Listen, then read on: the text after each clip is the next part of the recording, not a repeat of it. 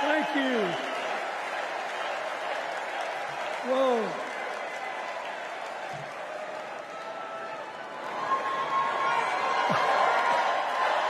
Let me ask you something.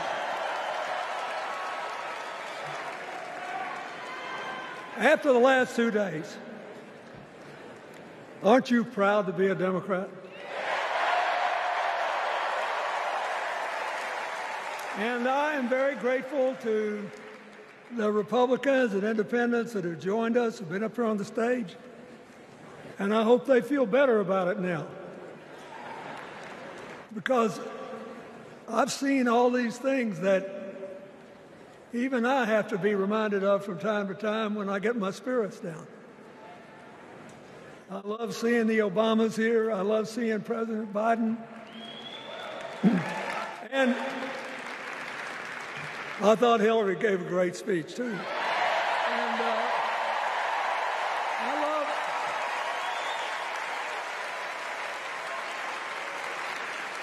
And I love seeing all these young leaders. A bunch of them are coming up after me. They look better, they sound better, and they'll be exciting. I do want to say one word about President Biden. Remember, he had an improbable turn that made him president. And we were in the middle of a pandemic and an economic crash. He healed our sick and put the rest of us back to work. And he strengthened our alliances for peace and security. He stood up for Ukraine. He's trying desperately to get a ceasefire in the Middle East.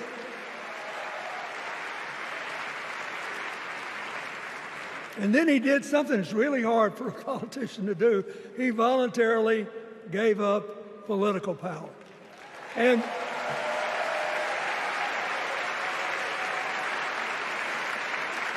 George Washington knew that, and he did it. And he set the standard for us serving 2 terms before it was mandatory. It helped his legacy, and it will enhance Joe Biden's legacy. And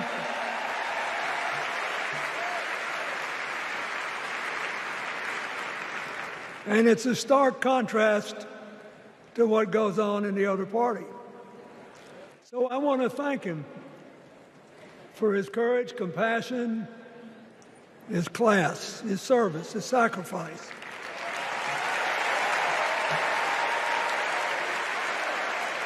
Joe Biden, thank you. And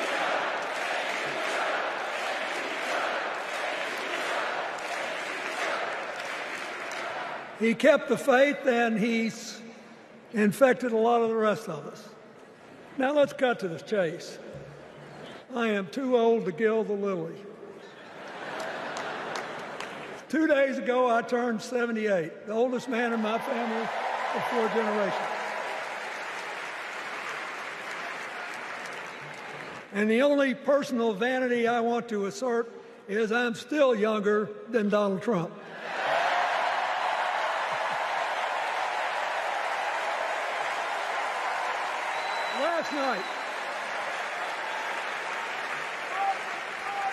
Last night, in what I thought was a very moving series of episodes, we nominated Kamala Harris and Tim Walz.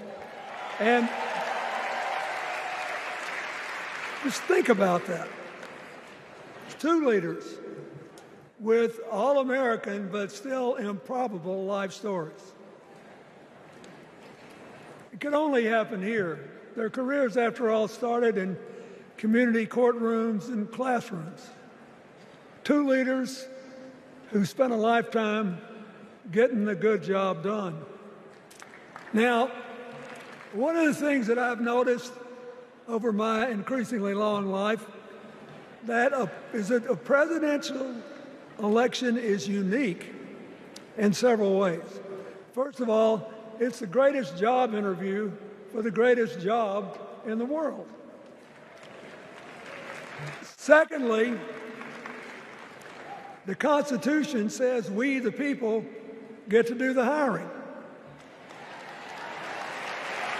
And the third thing is that every 4 years, we get to change the requirements for the job. So here's what I'm thinking, because I try to apply this in every election. Will this president take us backward or forward? Will this president give our kids a brighter future? Depends. Will this president bring us together or tear us apart? Will the president increase the peace, security, and stability and freedom that we enjoy and extend it to others as we can? We, the people,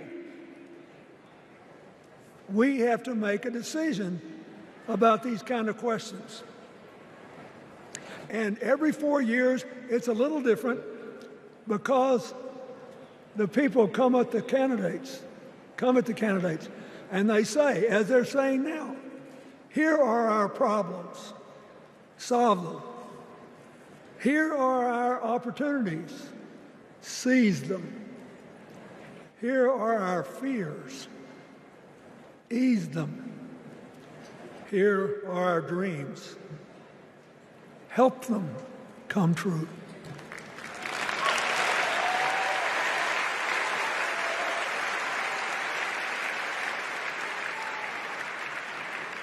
A president can answer that call by saying, I'll do my part, but you have to help me. We have to work together. Or you can dodge what needs to be done by dividing, distracting, and diverting us. So in 2024, we got a pretty clear choice, it seems to me. Kamala Harris for the people,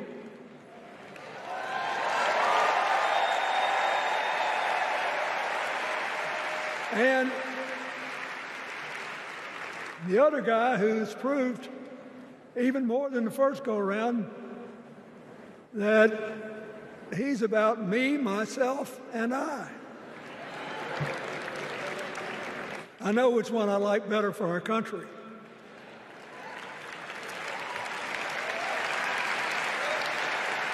Kamala Harris will work to solve our problems, seize our opportunities, ease our fears, and make sure every single American, however they vote, has a chance to chase their dreams.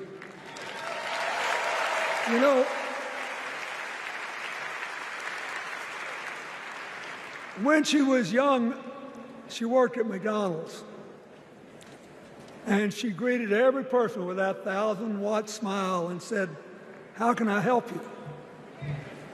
Now she's at the pinnacle of power, and she's still asking, "How can I help you?"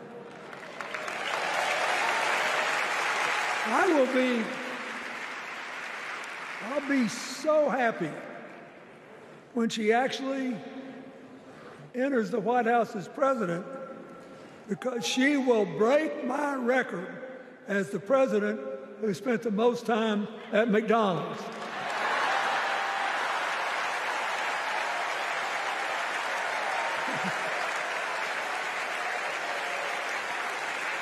Now, but we got an election to win. And remember, we've got a guy that's pretty good at what he does. Donald Trump has been a paragon of consistency.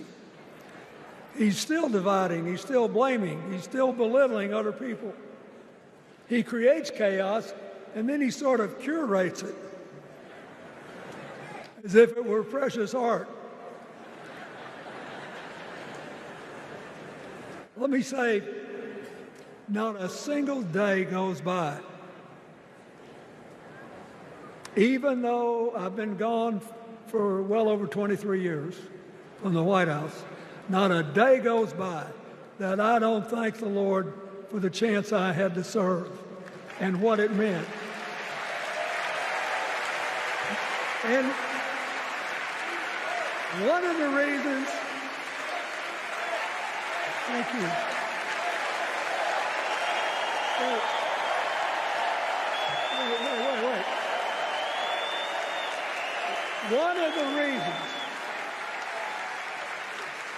One of the reasons I love the job so much is that in the toughest times, even on the darkest days, if you tried hard enough, there was always something good you could do for somebody else. Now, some days that's not easy to do. You've got to deal with all these emergencies, or there's something going on here, there, or yonder. But Kamala Harris is the only candidate in this race who has the vision, the experience, the temperament, the will, and yes, the sheer joy to get something done.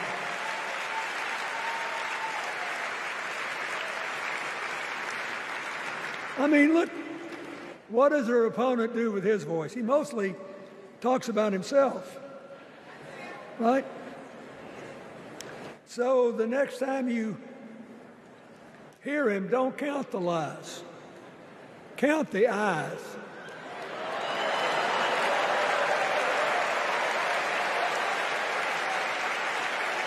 Count the eyes.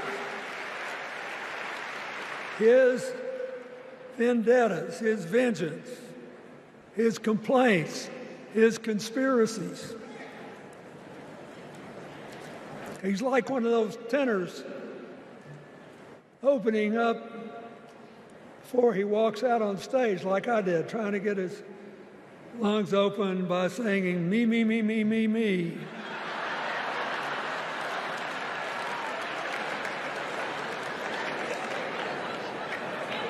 When Kamala Harris is president, every day will begin with you, you, you, you.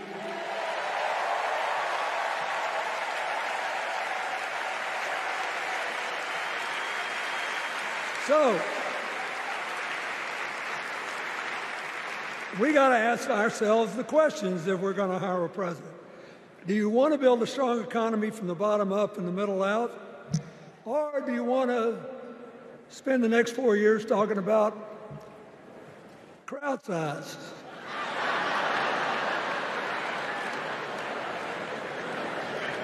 You're going to have a hard time believing this, but so help me, I triple-checked it. Since the end of the Cold War in 1989, America has created about 51 million new jobs. I swear I checked this 3 times. Even I couldn't believe it. What's the score? Democrats 50, Republicans 1.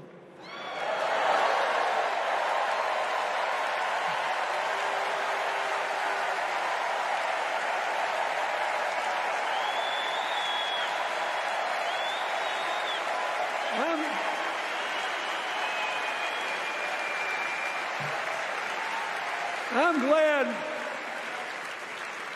that we've got a championship-winning coach on our team.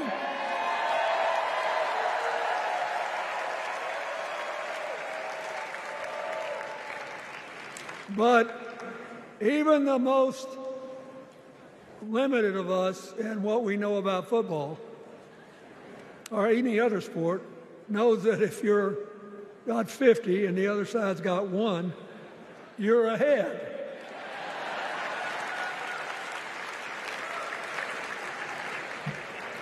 What about affordable housing? It's a terrible problem in America now. We need more. And affordable health care.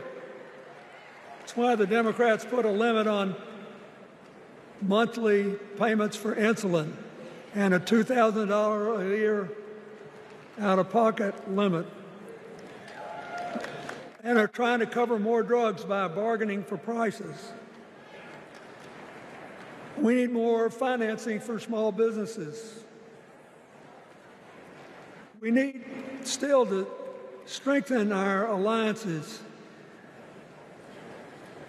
I almost croaked in the first debate of this election season when President Trump said nobody respected America anymore like they did when he was president. Wait. And with a straight face. Look, you got to give him. He's a good actor. With a straight face, he cited as evidence of the respect that existed for us when he was there the presidents of North Korea and Russia.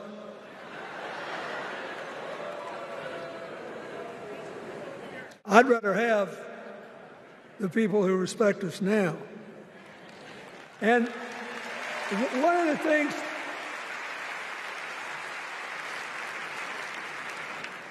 is when you send a signal to the other countries, you want them to know whether they agree with you or not, at least that you're on the level. Here's where you are and what you believe.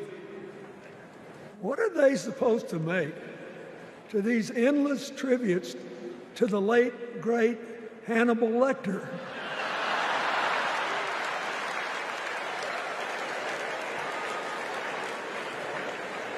I mean, President Obama once gave me the great honor of saying I was the explainer-in-chief.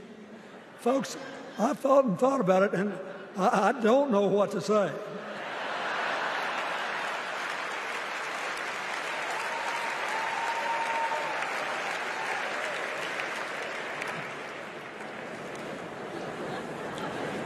Like Hakeem Jeffries, I too want an America that's more joyful, more inclusive, more future-focused.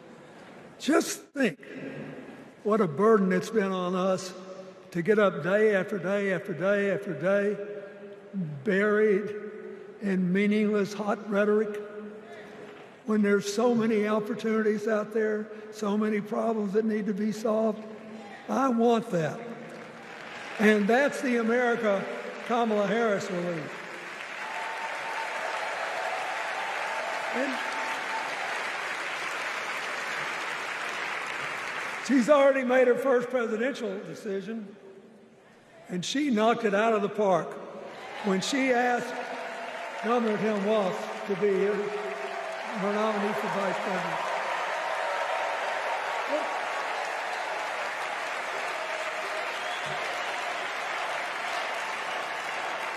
As they used to say when I was a young man growing up in Arkansas, you do not have to be all broke out with brilliance.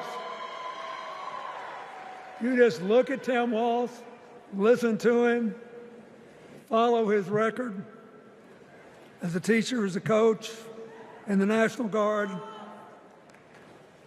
as a congressman where he was the only Democrat, save one, elected in that district in more than 100 years. And he stayed a long time. And then he became a great governor. And by all accounts, he was a crack shot who had the courage among his rural constituents to say, we do not need these assault weapons available to people who can kill our kids in school.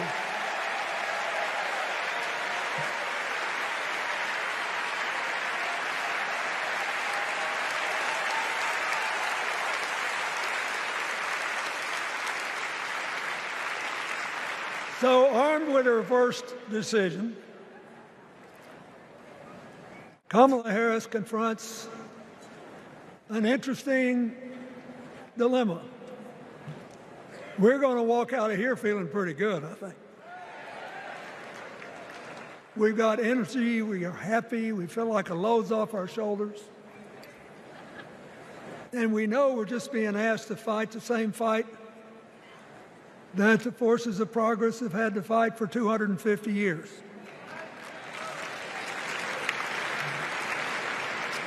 In the face of stiff and often violent opposition, we have to find a way to go forward together, where we the people make our union more perfect. So that's a good thing. How could we possibly lose? Kamala Harris has fought for kids her whole life that were left out and left behind. She's taken on gangs trafficking across the border. She's fought to protect the rights of homeowners. She's been our leader in the fight for reproductive freedoms, and we know a majority of the American people are with us on that.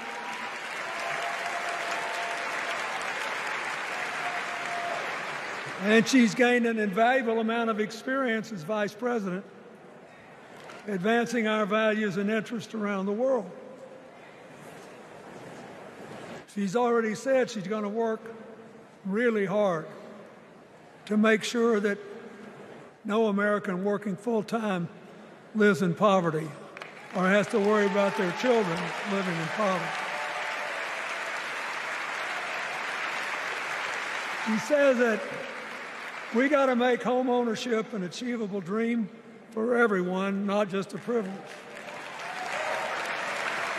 She said that and this meant a lot to me, that she would protect everybody's right to vote, whether or not they voted for her. They were citizens, and they deserved the right to vote.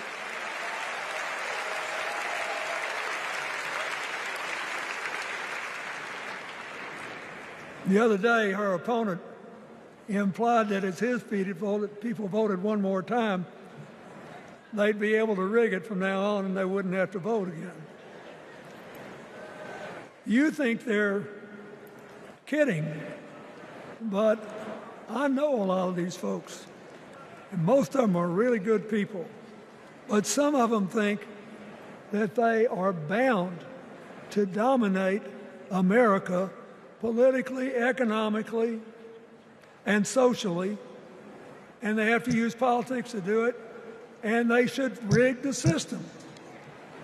I don't believe that. And so here's what I want to tell you. We've seen more than one election slip away from us when we thought it couldn't happen, when people got distracted by phony issues or overconfident. This is a brutal, tough business. I want you to be happy. One of the reasons that President-to-be Harris is doing so well is that we're all so happy.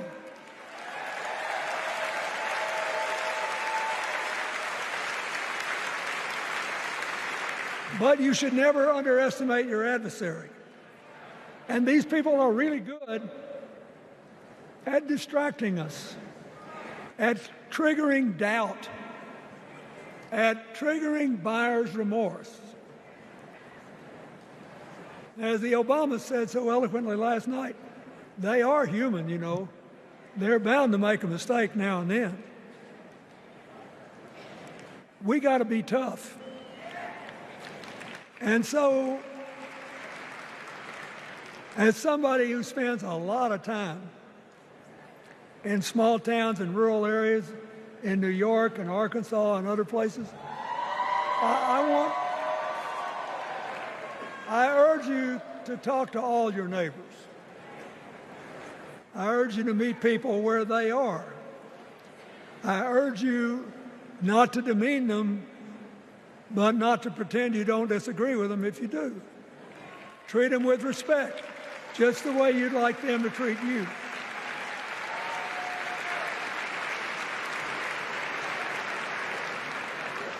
ask for their help, and then follow our leader, Kamala, and ask them, how can I help you? We Democrats right now have a lot of hay in the barn. We've got massive achievements, massive advances, but there's still a lot of slips between today and Election Day that we have to navigate. And so I want to say this from the bottom of my heart. I have no idea how many more of these I'll be able to come to. I started in '76, and I've been to every one since. But no, 72. Lord, I'm getting old. But here's what I want you to know. If you vote for this team, if you can get them elected and let them bring in this breath of fresh air, you will be proud of it for the rest of your life. Your children will be proud of it. Your grandchildren will be proud of it.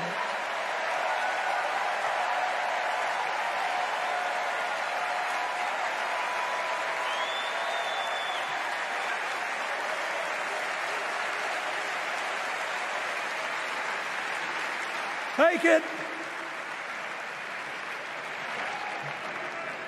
from a man who once had the honor to be called in this convention the man from hope.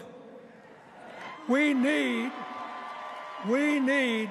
Kamala Harris, the president of joy, to lead us. So,